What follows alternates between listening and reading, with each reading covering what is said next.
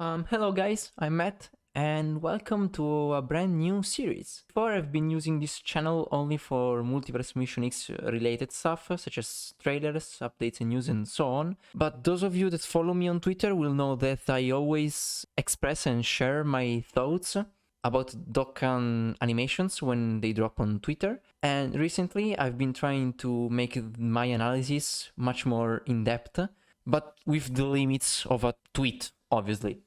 So, since I've been having a lot of fun talking with you guys and sharing our opinions with each other, I've decided to try make a more elaborate and studied breakdown / analysis. As always, please remember that English is not my first language, and I will surely make some errors here and there. I apologize for that, but these kinds of videos are also a good way for me to practice. So I will just try my best, and thank you for understanding. In this kind of videos, I won't just analyze the Dokkan animation itself, but I will also give my thoughts on how they put together the various references and the source materials, and also try to analyze the stylistic choices as well. This is just a test, so please let me know in the comments if you like this type of video and if you would like me to continue this series in the future. So yeah, as I said, I will try to put as much effort as I can into these videos. So if you like them, please let me know so that I can continue to do them, because this particular video has been really fun and I discovered a lot of things that I didn't know before doing my researches for this video. So yeah, I hope you guys like this new series and this new idea of mine, and let's get started. So for this first episode, I'm going to talk about one of my favorite cards in the entire game, which is LR Int Super Saiyan Goku, that released during the 350 million downloads celebration back in 2021. I consider him to be one of the best looking characters of all time, and it's a card that also gives me a lot of prompts to talk about. Enough talking about the introduction, and let's go right into the video. Before analyzing the different animation themselves, I want to spend a few words about the artwork, because I think it portrays perfectly the shift in style both the manga and the anime had during the Namek Saga. Characters started to have more defined and bigger muscles compared to how they were during the Saiyan Saga. For example, the triceps now begin to be quite visible, and this obviously responded to a need to communicate in an easy visual way the big shift in power of the characters. So we have stuff like bigger necks, the collarbones often shown and sometimes merged with the pectorals, the presence of hatching and blood that really helped to give the feeling of that ultimate and desperate battle. The clothes, belts, and especially the pants were starting to look more jagged, and this particular stylistic aspect is represented very well by how Dokkan handled the shading on the pants, giving them a very nice depth with pretty interesting takes on the shapes that follow the various folds the pants have. Obviously, since we are in the Namek Saga era, the Super Saiyan Air is 100% accurate to how it was back then, with its less refined and more fluffy and blocky look. And on the animation side, Dokkan's aim was clearly to animate the manga much more than just remastering, if you want to call it like that, the anime adaptation, which, as the name itself says, it's an adaptation, a different take from multiple studios, and not the vision the original author Akira Toriyama had for how the story was supposed to be represented with the manga panels. So it's pretty clear throughout the whole thing that they wanted both this Goku and the Frieza that came with him to feel like you were seeing those pages and panels come to life on your smartphones, and so they prioritized using storyboards and angles taken directly from the manga rather than using the anime for the most part. In some parts and cuts of the animations we are going to see in a few minutes, they also referenced the anime, but for the most part they used the manga for this particular reason I just explained. Okay, so let's start to talk about the animations now. First of all, I want to thank Dokkan World for his video. I'm using his video because the Twitter video that Dokkan posted back then on Twitter isn't really HD in every single frame, thanks to Twitter being Twitter. And while Dokkan World's video is recorded directly in game, so the animations are in HD throughout the whole video. So I will obviously share the link to Dokkan Sword video in description of the video. And yeah, so let's first talk about the super attack, the 12 key. To kick things off, we have this beautiful starting shot taken from the cover page of chapter 324 of the manga, with a pretty cool perspective and camera angle. Goku's pose is very dynamic and quite expressive thanks to how he's leaning on his legs, getting ready to battle, with that calm and serious expression as well. The composition is also interesting, with Goku standing on a piece of rock higher than the enemy, which is a way to communicate to the reader that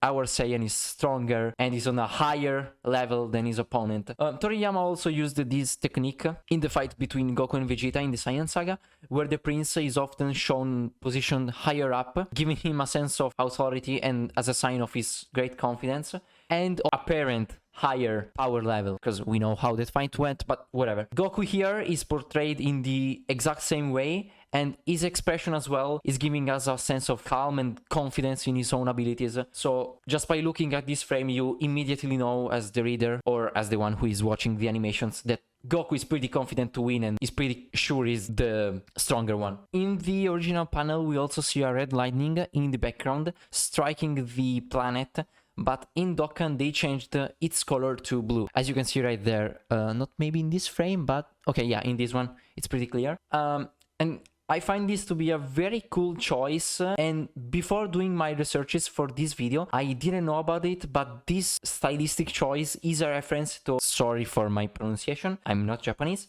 Yoshihiro Ueda direction in episode 103 of Dragon Ball Z. That particular episode is the one in which the visual tones of this battle shift towards a more apocalyptic and destructive showdown, with the colors of the sky turning into a mix of red and black, and the devastation of the planet being shown with giant waves, the rocks falling from almost every cliff, and the frequent lightnings and flashes in the sky. In this world-ending environment, Ueda decided to make a lot of shots where the characters' colors and shading were influenced by the lightnings in the background, with their palette shifting towards colors like blue and white. And with this shot, the Dokkan team shows that they studied the source material very well, and I really liked this directive choice of theirs. As you can see, Goku has the exact same palette as those shots I just talked about, and yeah, I find this to be really cool. And since this was a manga panel, as such it wasn't animated, I think it was a really nice touch for the Dokkan team to add this really cool detail. So after this we have the the cutscene with the essay name and the card art, and then we have Goku charging towards the camera. I'm not the biggest fan of this white flash used as a transition between the two poses. I mean, just my personal preference, honest, it's not a big deal. The next scene is the iconic gut punch that was animated by the legend Katsuya Hisada, one of the best Dragon Ball Z action animators, who has worked on scenes used in other Dokkan's cards as well, such as STR Super Vegito and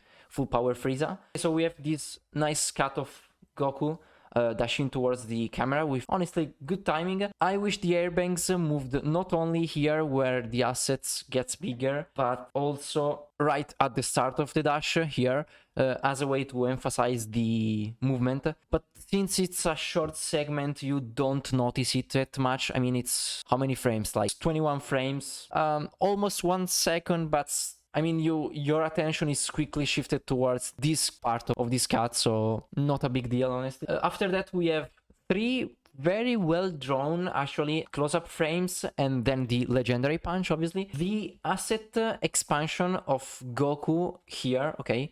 I want to see if we can... Maybe I will put in the editing the full render of Goku somewhere on the screen so that you guys can see, because here the sound effect is covering him. But the asset expansion of Goku's body is also very well done. They maintain the dynamic pose and the perspective by making the arm and leg closer to the camera, bigger than the rest of the body, which is nice attention to detail. And also talking about the composition of this scene, I really like how the white speed lines behind the characters create a nice contrast with both Goku and the enemy, which are just there, standing with little to no movement. And since the speed lines are always used to support high-speed scenes.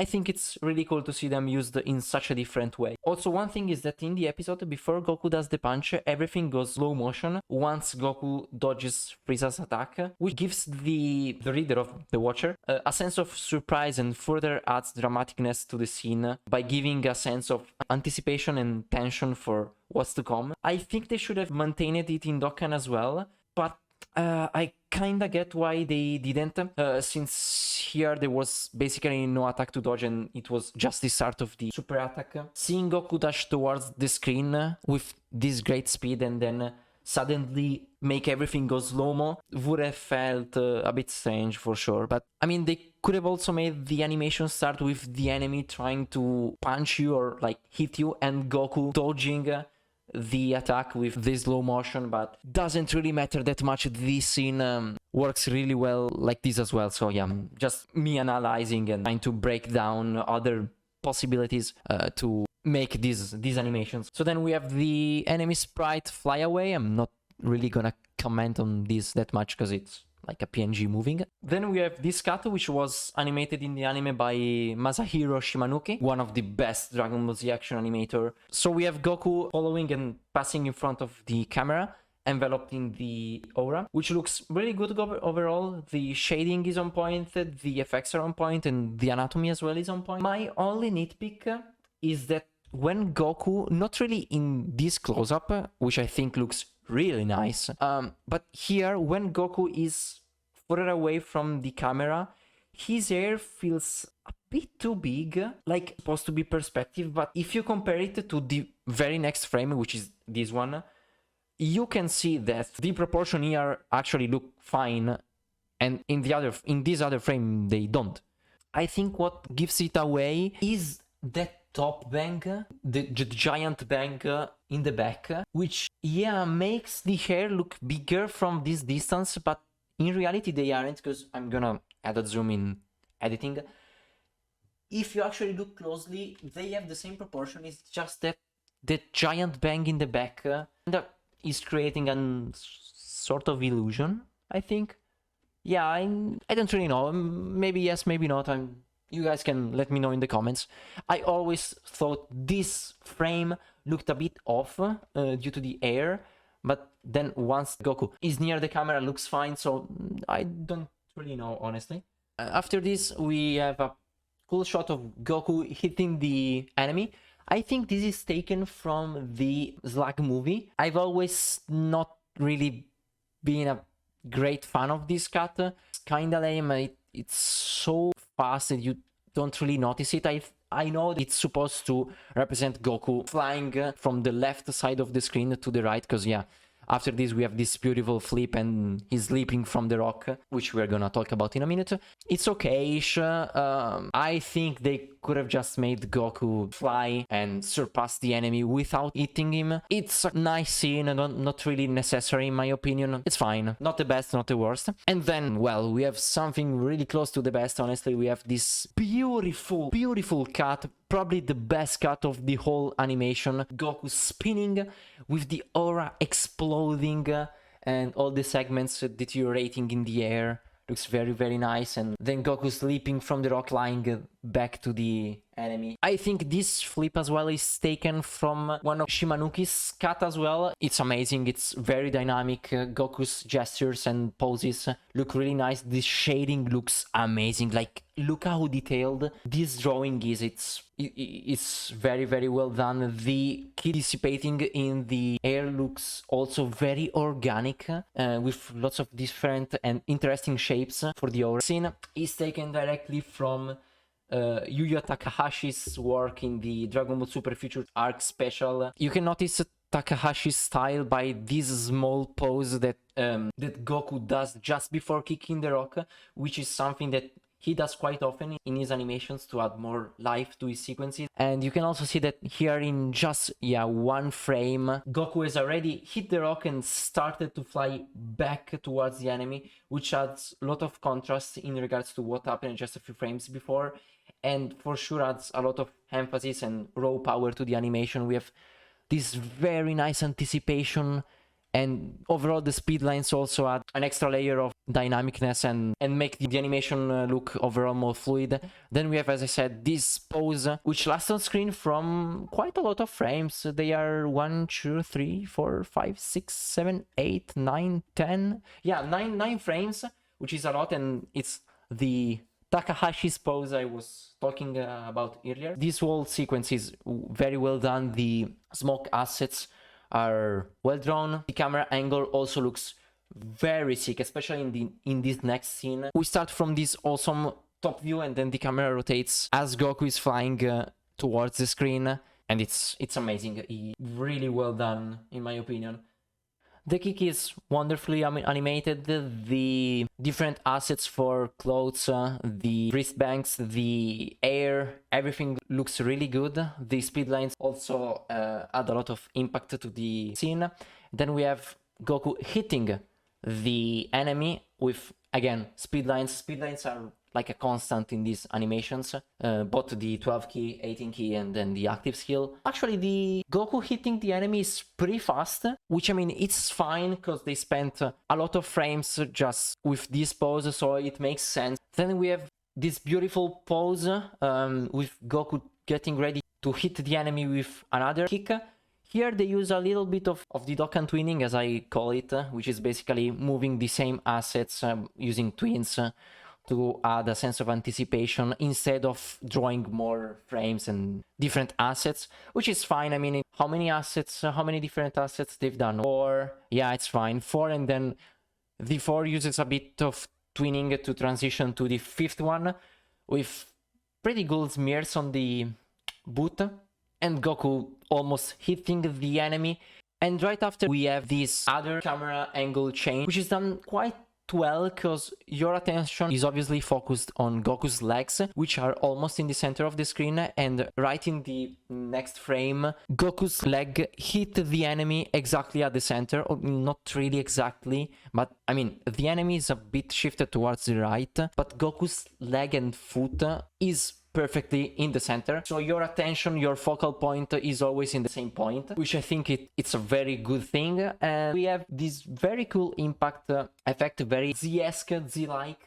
As I said, the speed lines help to convey a good sense of movement. This impact effect is also very well done. And then we have Goku doing a little bit of spin towards the left after hitting the enemy, which is a cool touch and surely adds more life to this animation. Then we have this beautiful cut of Goku spinning and landing on the ground with a very nice attention to detail, with this recoil that he has once his foot touches the ground. You can see he leans on his legs for a bit and then he raises up again, which is exactly how your body will act in the real life. Also, one thing to note is that I love this spin, this rapid spin that he does before landing. Really adds more life to the animation and to the movement in general. And we have the enemy hitting the ground. Good timing, good anticipation. They also do a little bit of easing, which is a technique used in animation to make the movements feel more natural. Because if you use twins, the movement is going to be static. And what I mean by static is that it's going to maintain the same speed from the beginning to the end, which obviously in the real world doesn't happen. So easing is a technique that is used to make the movement feel more natural by making them go slower and then faster, slower at the beginning and faster at the end, or the exact opposite, so faster at the beginning and slower at the end. In this case, the first frames have a rather slow movement that then speeds up once the enemy hits the ground, which is a really nice touch. I mean, it surely adds, as I said many times, more life to the animation and makes it feel more natural, and also adds a sense of anticipation overall. Then we have Goku teleporting away and appearing behind the enemy with this surprise effect, which is very Z-like. As well, we have this very well animated Goku who is getting ready to elbow the shit out of the opponent. Here as well they do a bit of easing. You can notice here in the last assets change, which, as you guys can see, has a little extra movement. I think this is an ease in, which means that here at the start the movement is faster and it gets slower as we approach the end poses. Anatomy looks really good. The shading is amazing. Look at how bulky and how of a bodybuilder Goku looks. Really well done. Then we have this beautiful and well animated elbow with Goku's hair moving a little bit before he hits the enemy, which is what I was saying before. I wish they did the same for the start dash at the first second of the animations, because I think that the movement of hair and clothes in general helps the action to feel more dynamic overall. This shot is directly taken from the manga panel, like 1-to-1 basically. Really well done. I think Goku's forearm looks a bit strange. It's very big. I think that's perspective to make the arm in the foreground look more massive and use this as a way to emphasize the movement overall. Then we have this, fine loop of Goku screaming as he's about to kick the enemy. Another nitpick about this scene is that I would have preferred for the kick to be the same as the one that appears in the anime episode, which was animated by Naoki Tate. I think that kick portrays really extreme and dynamic anatomy and gestures with a nice line of action as well. And also those poses aren't really natural, instead they are rather extreme, as I said, which further adds to the impact of this blow, together with some really cool camera angles and anticipation overall. I think they should have used that, but at the same time I get that this is what he does in the manga, and as I said before, the whole point of these characters is to bring the manga to life, so they just went with what Toriyama did in the original manga, so it works well nonetheless. But I would have preferred if they used my boy Tate's work, but whatever. I also think the speed lines here are very well placed. I like how they added the small rocks near the enemy, and also the very fast movement that Goku does once camera angle changes, and then the slow movement, which is some ease in, obviously. Really adds a lot of impact, and it also acts like a slow motion after this big blow, and it gives Goku's body the chance to look more natural. As you can see, his leg is extending higher up as he's kick the enemy, which is something that you would do as well in real life, and also acts as an anticipation for what's to come after this, which is this very fast fist. Like there are no in-betweens at all. Like you have Goku, you can see just Goku's hair, a bit of his back and his shoulder and left arm, and then like the frame after it, Goku's body has completely rotated and has already hit the enemy, which is really fast in my opinion. I think they could have added some more in-betweens, but in motion it looks kind of fine.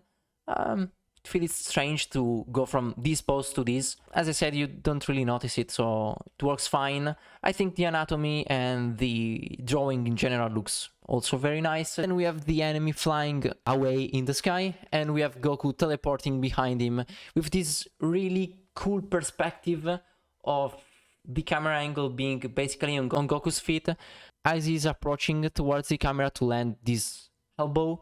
And yeah, one thing apart from the drawing looking amazing, like look at the details and at the shapes of his pants, wow, yeah, really cool. Also, I like how the line weight is slightly bigger on the parts of the body that are closer to the camera, which makes the scene look more dynamic overall. And I also like how your focal point here is on Goku's armpit, which, if you guys see, gets bigger just before we transition to the other camera angle, which is a nice way to convey impact and force overall.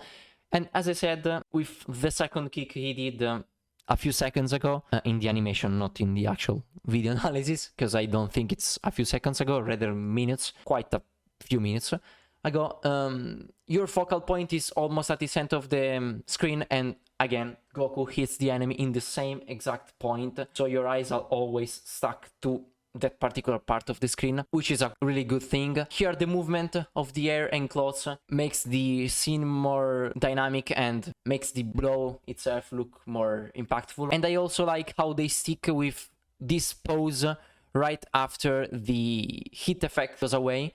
And it's basically the same as what they did with this kick. So they leave the enemy and Goku in position doing minimal movement to add a sense of slow motion just after the enemy being hit, which is a cool touch considering that in the very next scene he flies towards the lava at an incredible speed. So it has a nice contrast. You have very slow movement in one scene and then this very fast movement in the other, which together works really well. And then we have this beautiful animated lava effects popping out, which it's quite interesting because this original scene is taken from when Goku escapes from Frieza's ship. The ship basically falls into the lava and explodes, and it's quite interesting that they use this as the ending shot for the super attack. And I also think this is quite terrifying in a way, because you just launched your enemy in the lava. And I mean, it's lava, so it's kind of a destructive way to end a 12 key, which is supposed to be the weaker attack of the two that an LR character has. Overall, this is what I think about this 12 key. I think it looks amazing. One of the best, if not the best, 12 key of the entire game.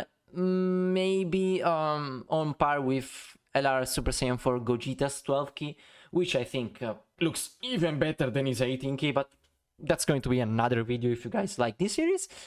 So yeah, personally, a bit of a spoiler, this is my favorite animations out of the three that this Goku has. Very masterfully done by Dokkan, and I don't have anything else to say, basically. I'm not going to spend the same amount of time for the other two animations, because, for example, I think the 18 key has much less to talk about. The active skill has some things that I want to share with you guys, but I think the 18 key especially is quite simple in its execution apart from a few things. So yeah, let's get started. Start pose, we have this iconic, super iconic, one of, if not the most iconic Super Saiyan Goku from the Namek Saga shots from the manga. The anatomy looks amazing, the shading looks amazing, the aura looks amazing with the shape that it's adapting to the body, which is something that they did a lot in the Namek Saga and that later on they changed during the Buu Saga and Dragon Ball Super, etc. So here they make a good thing. As you guys can see, there are no asset changes at all. Here the black fade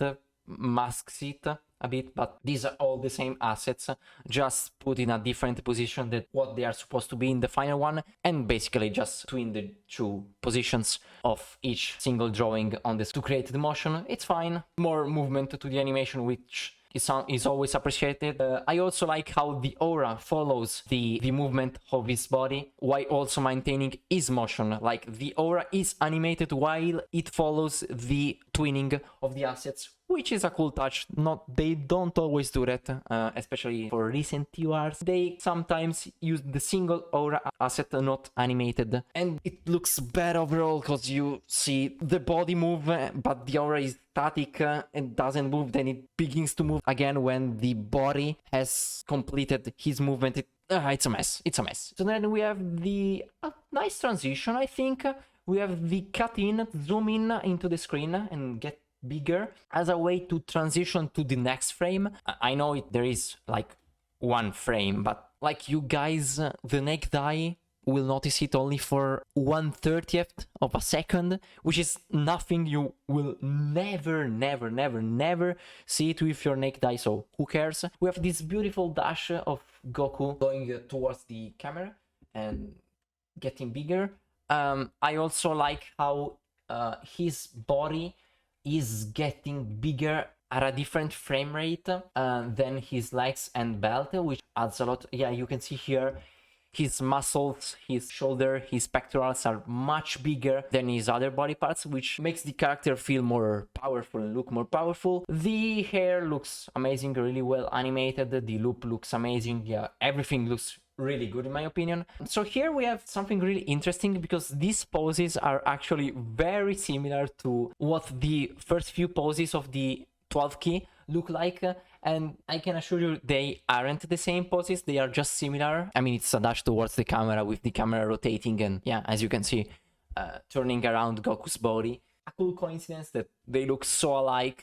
Yeah, this scene was originally animated by Shimanuki. His timing looks amazing. The impact of this punch looks incredible. The aura bursting out and dividing into different segments looks incredible. I also like the fact that in the original scene, Goku doesn't have his aura on, while in Dokkan he does, and they do a very cool thing here.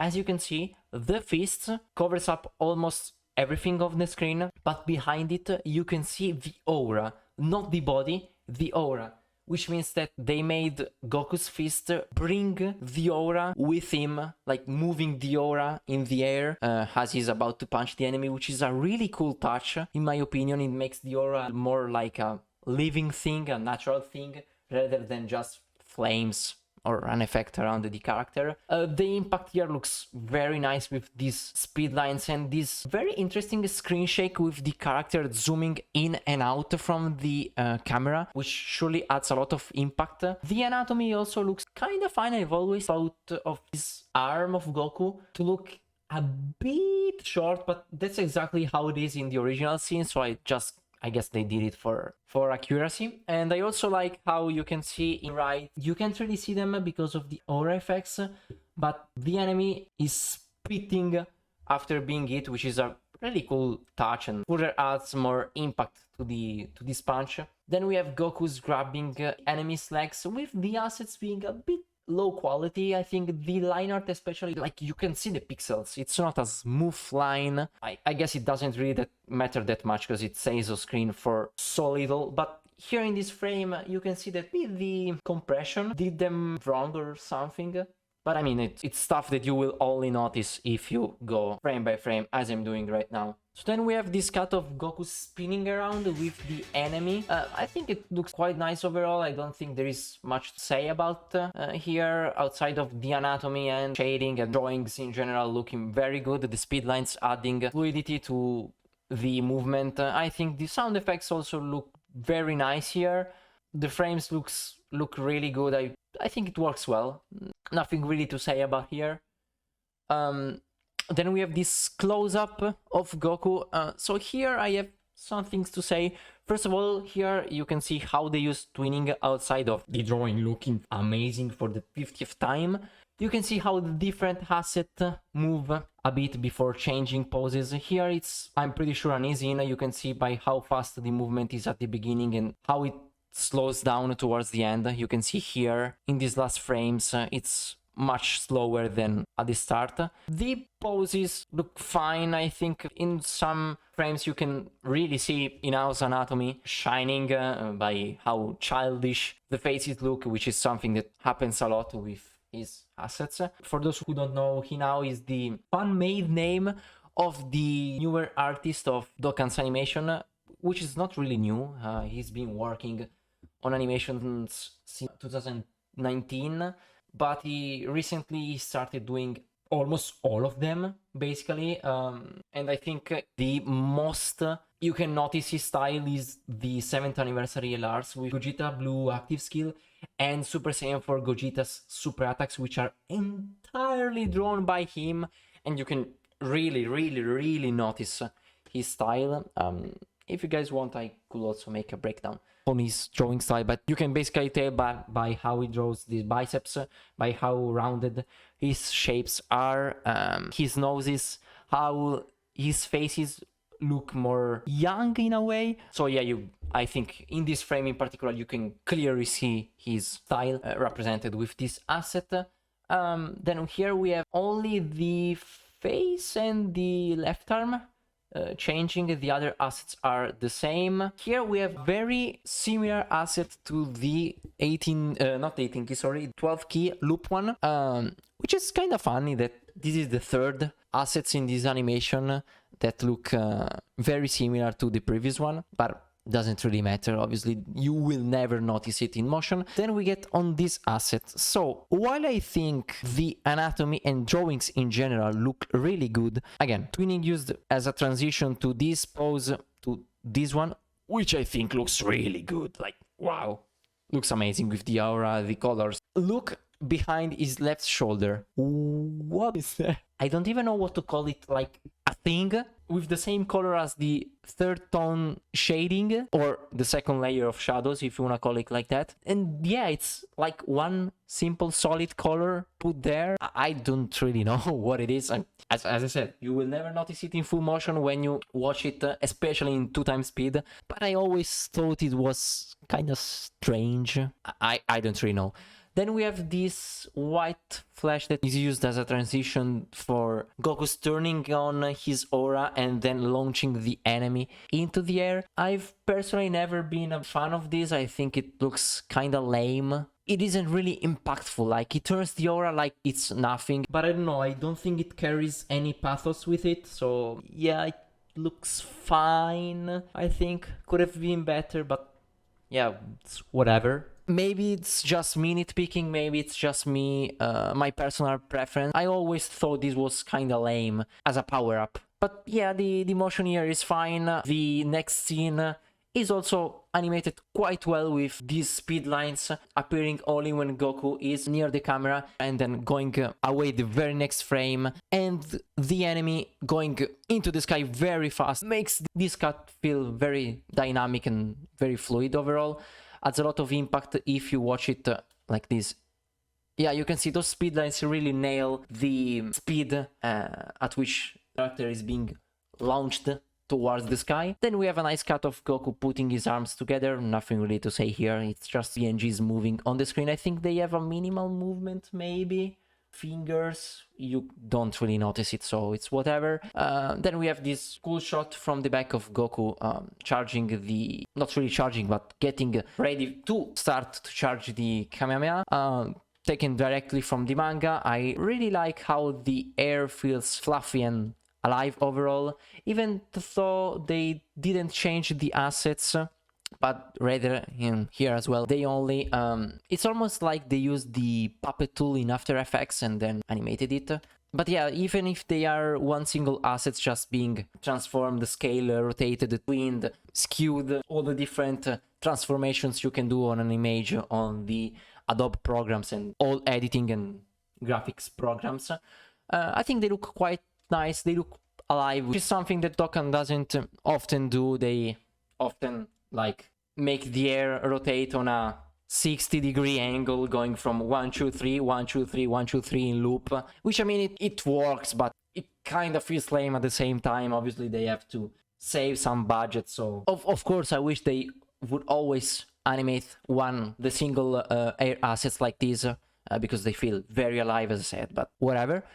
This shot looks also amazing with Goku's calm and serious expression, which is very similar to what I was saying at the start of the 12th key. Him basically feeling no emotions at all and being sure of winning. Here as well, the hair looks very dynamic, very fluid, very fluffy. Another shot of Goku charging up the blast. We can see the enemy moving towards the sky with a minimal movement. It's being scaled down, if you see. The speed lines obviously making our eyes look into the direction of the enemy, but at the same time there is Goku, this really cool camera angle and perspective, charging the Kamehameha with those rocks flying around him, and the palette and lighting of the whole scene changing once the keyboard actually forms into his hands. And then we have this beautiful cut taken from Takahashi. Again, here you can see the more modern super-ish styled hair, with the bangs being more separated. I think they kind of did a mix of the old Namek Saga style and modern style, but I mean you can clearly notice the difference between how these bangs are drawn and like, yeah, this very next frame, which looks amazing. I think this is one of the best Namek-esque style shots they've ever done. It looks incredible, the hands, the muscles, how big Goku is. You can clearly see the difference here. The animation, it looks fine. I mean, it's taken directly from Takahashi, so it has to look fine. I only think that Goku's high placement is a bit strange, I feel, because here it's fine, but then his right eye, as you can see, goes more towards his right for some reason. I have no idea. I think they should have kept it more towards the middle of his face, but whatever. I mean, in motion you won't really see it. This minimal movement that they do with very extreme poses in both the arm, the head, and especially how the bangs go up, you can see here, adds very much impactfulness to the cut and also makes it very dynamic. This zoom in is also nice, giving a sense of anticipation. Before this, the famous, the giga overused movie 8, I think it is, or movie 10, I don't remember which is the number of Broly's second coming, but Gohan's Kamehameha versus Broly. Oh my god, they've used this so many times, like 4 or 5 times, I think. Stop using this, please. Other than it being used, as I said, 5 times, if I remember correctly. It's very good. Goku's expression here is very extreme with this very large open mouth. This very big arm in the front, which makes it look very powerful. And then we have this transition to the cut I was talking about earlier, with Goku inside the Kamehameha, with everything like moving, belt, the clothes, the hair, everything looks amazing. And the screen shake also adds a lot of impact, and the effects that you see on Goku are really cool. The aura being blue obviously is a very nice touch. So yeah, it's an interesting camera angle for sure. I mean, it's taken directly from Takahashi's work, which was amazing. So the only major thing that Dokkan did here, outside of replicating exactly what Takahashi did, was basically turning his style from the Dragon Ball Super style to the Namek Saga, which they did a great job. Nothing to say about it. It looks amazing. As I said, the shading also looks very on top, with the second tone of shadows being used this much. Very, very, very, very well done. So then we have this other scene with the beam being launched towards the enemy. I like how you can barely see him before the white flashes and then the artwork and the SP name appear. As I said, cool camera work, very well drawn assets. The timing here looks amazing with the blast. Changing between the assets is not just the ball being dragged, but you can see that you can notice the effects change. Yeah, here you can see them. Obviously makes the animations feel like more an animation rather than just PNGs moving on the screen. Camera angle looks really fine as well. And then we have this beautiful shot, blast going towards the enemy from another perspective. And I really liked how they added those lightnings in the bottom part of the screen, near the hole that Frieza made when he launched the death ball, or like the energy sphere, into the ground to destroy Namek, which is really good. Again, one thing here is that while the effects look amazing, like look how fluid the aura is in this cut, it's a shame that Goku doesn't move. It's one single asset. I mean, you don't really notice it because you're very focused on the beam itself, look at how smooth the aura movement is, and then you see a static PNG here. Like, no, it's a nitpick, I know, but it could have been so much better with only like 2 frames would have been enough, but whatever. Then we have this beautiful shot with Goku's looking towards his beam, going to hit the enemy. The Namek Saga style here is very well done, with his face being this rounded, the shading, the hair. I really like how the light goes in and out in the top right part of the screen. The screen shake also adds a lot of impact to it. I like how the aura behind is drawn in a way that feels like a mix between the beam and the real Super Saiyan aura, as it is in the other scene. Speedlines also help the overall dramaticness of the scene. Really good, anatomy is on point, everything is on point. Very, very good. And then we have basically the blast hitting the enemy, and then this beautiful kill screen, which we are gonna talk about in a minute. But first of all, this part is actually taken from Cooler, from when Goku defeats Cooler. I think this is also a cool way to make the blast hit the enemy. The enemy gets hit by a blast. Usually they just do the generic as Dokkan explosion, but here they do this, and there is also no explosion, but rather the flying out of the planet and going into space, which looks really good. And then I also liked how when it approaches the camera, you have this beautiful shot of just the energy flowing right in front of the camera. And then we have this masterpiece of a chaos screen, obviously taken from the manga and redrawn and animated. Everything looks fine, the animation looks fluid, Goku's expression is nailed. The hatching, the blood, the shading, the anatomy, the muscles, everything looks amazing. So yeah, as I said, maybe there was less to talk about in this 18 key than the 12 key, but I think it functions really well. I think a more simple and straightforward animation works well. In the end, it's just one punch, spin, him throwing, and then the Kamehameha. Lots of different camera angles and stuff. If we compare it to what they did with the 12 key, with the lightning, then Goku dashing towards the camera, then the spin, then him going back towards the enemy, then the kicks, punch, elbow, the lava exploding, is much more complex, which is why I think the 12 key looks better, but this 18 key is also very, very, very well done. As I was saying, if you guys noticed the errors and nitpicks I have for these two animations were only a few, there wasn't really something that they did in a bad way, but what I criticized was instead more just personal preferences and what I personally like better. I don't think there were that many errors or that many mistakes. Actually, I don't think there were any at all in these two animations, because I think the active has some mistakes, but we're gonna talk it in a second. In fact, let's go straight to the active. Okay, so the active skill, the last animation of the video. Hey, now we're gonna have fun, guys. To kick things off, we have this very cool shot of Goku being all serious and raising up to say, it's over, don't hurt anyone ever again. I think here they make a good use of twinning here. They have ease in, I think. Yeah, the movement is slow. I think it begins fast and then slows down. I can't really tell, because the change is so well done and so smooth. Not even I can really say for sure if it is out or in, but I think it starts faster and then gets slower. Yeah, I'm pretty sure it is like that. Yeah, but whatever. We have this very cool shot of Goku rising up. I think the camera work is well done, the asset changes are all well done. In motion it looks fairly good, yeah, you don't really notice anything. The drawings look amazing, the air here looks spectacular, the muscles look incredible.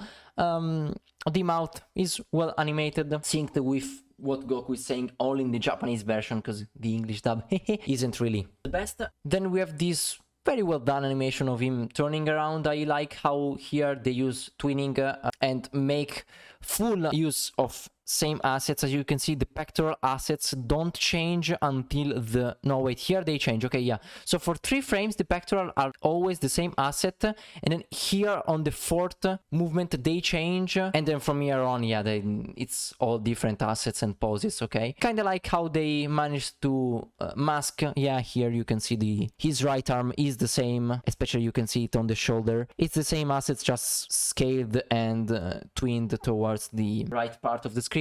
I think it looks fine. Kinda jarring in a way. I think from here to here to here, you can kinda notice that it's just 3 PNGs, 1, 2, 3. But I mean, for what it has to do, it looks okay. I mean, it's just him turning around and whatever. Then we have this very cool camera angle being almost on the ground, pointed at Goku's back. What I like about this, it's no, here you can't really see it, but I think that in the original Twitter video, which I'm going to put in editing, you can see the enemy like stepping in the camera, which is a really cool thing in my opinion. It's cool camera angle that showcases that Goku doesn't really care anymore, while the enemy is like, oh no, wait a minute, I want to kill you as much as I did before, so please don't go away. School animation of Goku leaning on his legs, twin in, I think. No, wait, this is twin out, because it starts slow and then gets faster. Yeah, okay, yeah, leaning on his legs, getting ready to fly off.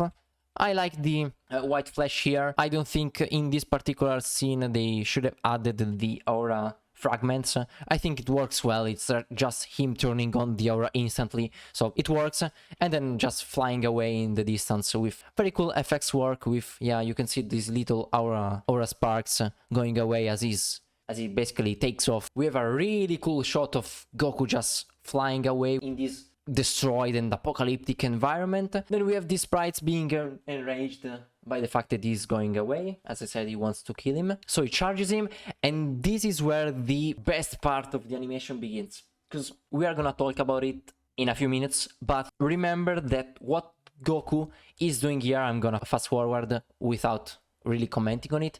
Yeah, what he's doing here is supposed to be a counter. Like in the anime, this blast was a counter. Like he turned around and so, hey, what? You are trying to blast me with the energy I gave you? And then just blast him to hell. They couldn't make him just turn around, be surprised, turn angry, and then blast the enemy without the enemy doing anything. And they also had to make something for the angry Kamehameha to pierce and go through. And I know that you all know how they did it, you also just saw it, but here in this part it's the first teaser of what's to come, because you are starting to see the lava erupting from the different, can we call them small islands or small rocks in the sea. And yeah, it's also very nice to see the enemy charging in this, as I said, apocalyptic and dying planet environment. So I think it looks cool. I also think the lava spit going behind the enemy looks really cool. And then we have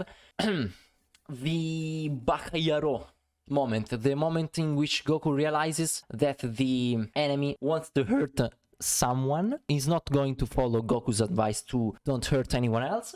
So this is a mix of scenes, because this scene, this one where he's surprised, all the way towards this part is taken from when Goku goes away from Frieza and says, okay, yeah, it's fine, I literally humiliated you, so I'm done, I'm fine, I'm gonna escape and leave, and goes away. And then Frieza says, no, you're not going away, and throws the death slicer to him. And then Goku turns around and says, you are an idiot, I gave you one last chance, you just wasted it. From here, yeah, this is when Goku basically realizes that this sprite hasn't given up yet, so he's surprised. He turns around with a nice ease in, I think, because it's fast, and then no, wait, no, I think it's normal, there is no ease in here. If it is, it's ease out, which starts slow and then gets faster at the end. But yeah, then we have this very well animated expression by Goku, being surprised at the foolishness of the enemy sprite. And then we begin the turnaround. Now, I'm gonna say the controversial thing. I think this specific cut is the worst part. No, not the worst, but one of the worst part of his animations overall. Because I don't think this looks fluid at all. It looks inconsistent. I'm sorry, guys. Yeah, I know. Most people are going to insult me for this. This is just my opinion. If you don't agree, totally fair. But I think that this looks very janky. So, first of all, this transition. I get why they did that. Basically, they did it for the hair in the back. You can see the little two bangs appearing. Then the arm looks different. His left shoulder looks different, the drawing. The pectorals are also different. His right arm is the same. Yeah, it is. The etching and blood changes, though. Then we have Goku turning around. This part looks fine. It's just twinning with minor changes. Here, it's totally fine. Like, from here, it's fluid. You can kinda see his left here being a different asset because it's moving in a very disconnected way from his face. But whatever, you will only notice it when you look at it in frame by frame as I'm doing. And then we have this. So now this is very rough because look at his right shoulder. Like here, okay, this is the perfect frame because the two drawings are overlapping each other. Look how different his right arm is. His hair looks kinda the same, his face as well, but then the pectorals and the right part of his body are completely different. This is the first inconsistent part. Then we get to this. This looks fine. Then it starts rotating and we have this jump. I'm not a fan of this. If you look at them in full motion, you will instantly, yeah, look at this. This is just too rough. Look at it again. Focus on the bottom part of the screen on his right arm. Look at this right pectoral. How rough that change is. The shading also is completely different.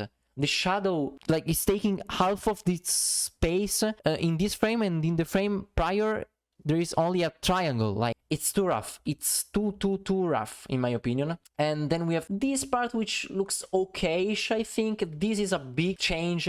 Like, you can see his neck is different. The hair looks different. The face looks different. But I mean, it's a zoom in, so you don't really notice it as much as you notice this one.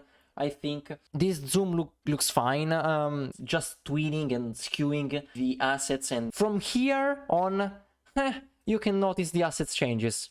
Like the 2 times where they do the fade in with the 2 poses, here, 1 and 2, I think they look kinda bad, honestly. They did a wonderful job before this, and then 1, 2, yeah, too rough in my opinion. And I'm gonna say another controversial thing. I'm gonna use my boy Carl, Fan-Made Animations, as an example, because I think Carl nailed this part. I think he did a far better job than Dokkan, and I get why. Because Carl basically only traced the anime while doing minor corrections, while Dokkan completely redrew every single part of his body, hair and stuff. And I also get that they expanded it, so redrawing and expanding the asset can be quite difficult to get right, and that's why this part is that rough. But I mean, at the same time, you see, like, these shoulders, the right shoulder is completely different, the shape is different, the lines are different, so I think they should have added more in-betweens. So that's what I think about this. I think Carl's one looks more fluid, but at the same time, I'm not gonna say Carl did a better job and that's it. Talking about the smoothness of the animation alone, Carl did a better job in my opinion. But overall, I still think that taking everything into consideration, Dokkan's one is better. Carl beat them in the smoothness part, but everything else is a Dokkan win.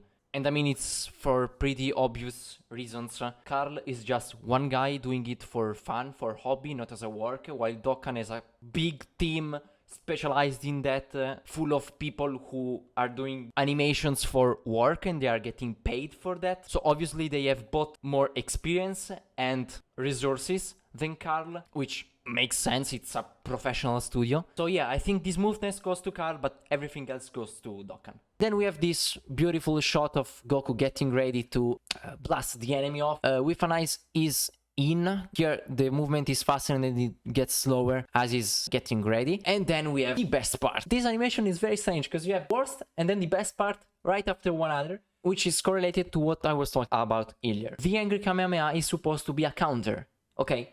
In the anime he countered Frieza's blast. So since they couldn't make every single character shoot a beam, a ki blast, because characters like Bulma, characters like Oolong, characters like Chi-Chi and so on can't use ki, so they had to find a way to put something that the Kamehameha had to pierce through, okay? And what they did was amazing. They added the lava. This is such a genius move. I remember when I saw it for the first time, my jaw literally dropped to the floor. I was shocked. This was such a smart decision. It's amazing. Exactly when Goku is about to shoot the beam, pillar of magma comes out and Goku blasts the enemy through the lava. It's so good. And in fact here you can see the light effects and like the colors of the lava being exactly like the beam in the original scene from the anime, which is incredible. This is such a cool way, and I think this is also unique to this animation, because here they took advantage of the environment in which Goku was fighting and used it as an important element, as a key element in the animation, which really adds 10 points, plus 10 points for it. It's amazing. The motion looks fine, the drawings look amazing. As I said, FX lines, this particular asset looks very good, I think. Speed lines on the arm look very good. They help convey the motion, and then the nice impact frames with these effect lines and the blast just going through the lava are amazing. I also love how the air and the clothes start moving more rapidly once the blast hits the lava column. And I also like how they implemented kind of light flashes every 3 frames, I think. Yeah, 3 frames to emphasize the blast. Then we have this part which I think was unnecessary. I think they shouldn't have included in the animation, because I don't really see the point, because here you see the enemy sprite getting blasted back by something, and it also changes color to a more yellowish palette. And then in the very next scene though, he still has to be hit by the beam. So what happens here? Like, what is that is making go in the opposite way?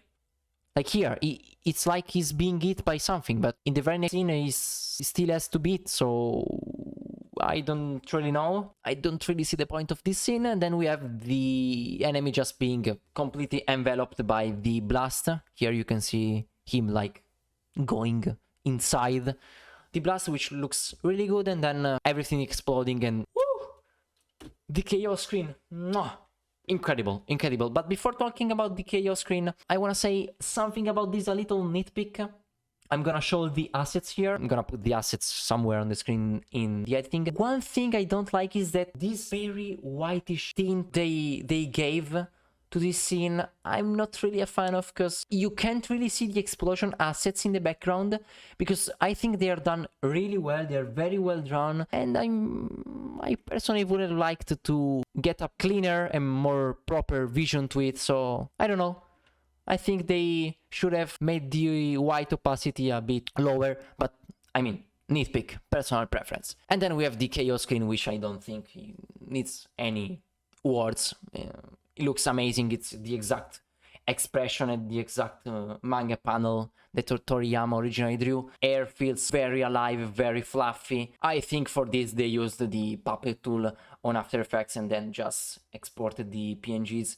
You can notice it especially in the bottom left, because you can see it's one asset, but it's being moved and it flows overall in a very nice way. But the shading and the shape doesn't really change at all. The main shape is the same, almost like the movement of Ultra characters on Dragon Ball Legends. I think that's basically what they did here, and I think it looks fine. I don't think the animated air would have worked the same way as this very fluffy and very organic movement does. So I think they nailed it personally, and yeah, it's the expression. It looks amazing. This is one of the best KO screens in the game. So yeah, this is everything I had to say about Namek Goku. I hope this video wasn't too long. I hope my English was somewhat understandable, and I hope you guys enjoyed. I'm sure that if you guys like this new type of videos, I'm going to have a lot of fun with the worldwide characters as well. And so yeah, the next characters I'm going to analyze, if you guys like this video, are going to be the worldwide celebration characters, who I really hope is Vegito Blue. But that's just me. And yeah, so thank you guys for watching. As I said, please share your thoughts in the comments, and see you guys next time.